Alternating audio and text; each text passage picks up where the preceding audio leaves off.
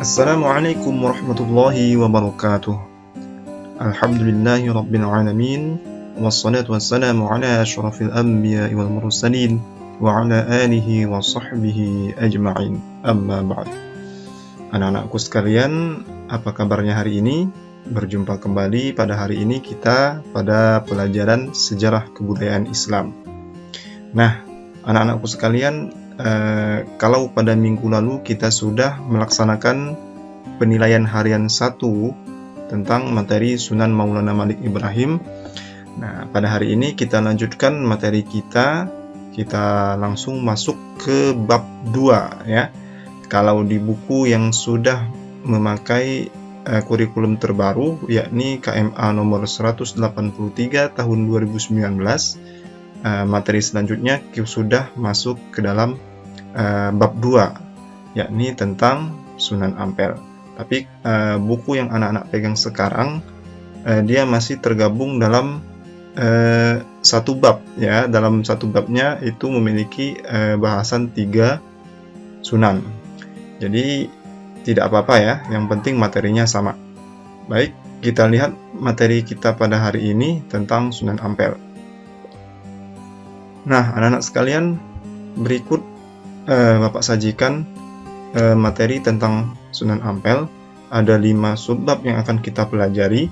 Yang pertama yaitu asal-usul, kemudian latar belakang dakwah, kemudian aktivitas dakwah, kemudian metode dakwah, dan terakhir ialah wafatnya Sunan Ampel.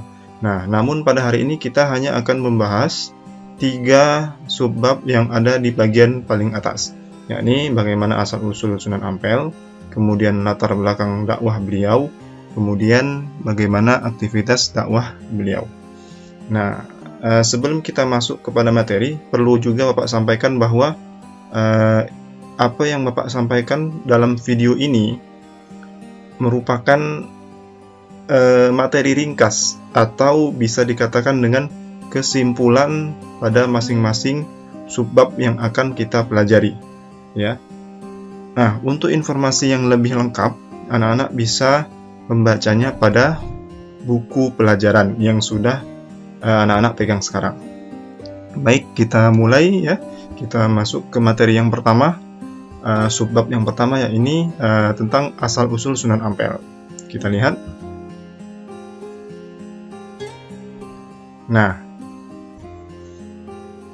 nama asli Sunan Ampel adalah Ali Rahmatullah atau Raden Rahmat. Raden Rahmat ini lahir di Kerajaan Champa pada waktu itu, atau sekarang di wilayah negara Kamboja pada tahun 1401 Masehi.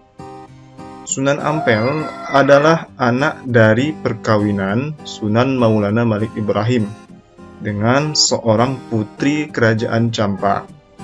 Sunan Ampel datang ke Pulau Jawa sekitar tahun 1446 Masehi. Kemudian kita lihat bagaimana latar belakang dakwah beliau. Latar belakang dakwah Sunan Ampel yakni dikarenakan diminta oleh Raja Majapahit yang bernama Sri Kertawijaya untuk mendidik kemerosotan akhlak dan budi pekerti para bangsawan serta masyarakat Kerajaan Majapahit pada waktu itu. Karena sepeninggal Prabu Hayam Wuruk dan Patih Gajah Mada, kondisi Kerajaan Majapahit sangat memprihatinkan. Mabuk-mabukan, perang saudara, perjudian, dan lain sebagainya menjadi keseharian mereka. Lalu, bagaimana aktivitas dakwah Sunan Ampel? Kita lihat slide berikutnya. Nah, langkah pertama yang dilakukan oleh Sunan Ampel ialah mendirikan masjid sebagai pusat ibadah dan dakwah. Kemudian beliau membangun pesantren mengikuti model ayahnya, Sunan Maulana Malik Ibrahim. Kemudian Sunan Ampel ini dikenal memiliki kepekaan adaptasi. Caranya menanamkan akidah sangat memperhatikan kondisi masyarakat. Contoh, pada waktu itu kata sholat diganti dengan kata sembahyang, menyesuaikan dengan kondisi masyarakat Majapahit yang beragama Hindu ya. Kemudian tempat ibadah dinamai dengan langgar ya, menyesuaikan juga dengan kondisi masyarakat pada waktu itu. Kata langgar ini lebih dekat dengan istilah sanggar ya. Demikian barangkali sepintas aktivitas dakwah yang dilakukan oleh Sunan Ampel. Baik, kita kembali ke materi.